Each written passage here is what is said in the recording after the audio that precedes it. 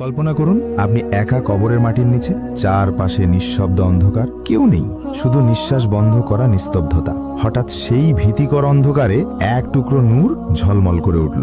এই আলো আসছে কোরআন তিলাওয়াত থেকে। আপনার চোখে ভেসে উঠল সেই রাতগুলো যখন আপনি কাঁদতে কাঁদতে কোরআন পড়েছিলেন, যখন একা বসে আয়াতের মানে ভেবে চোখের পানি ফেলেছিলেন। আজ সেই কোরআনই আপনাকে আলিঙ্গন করে বলছে, ভয় পেও না, আমি তোমার সঙ্গী। কবরের মাটিতে কেউ পাশে থাকবে না, না ধন সম্পদ, না পরিবার, না দুনিয়ার বড়ত্ব। সেই দিনে পাশে থাকবে শুধু আপনার ঈমান, আপনার নামাজ আর আপনার কোরআন।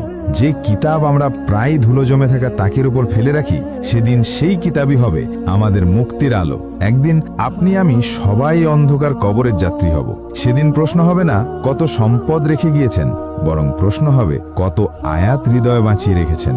যদি চান কবরের অন্ধকারে কোরআনের নূর আপনার সঙ্গী হোক, কমেন্টে লিখুন আমিন।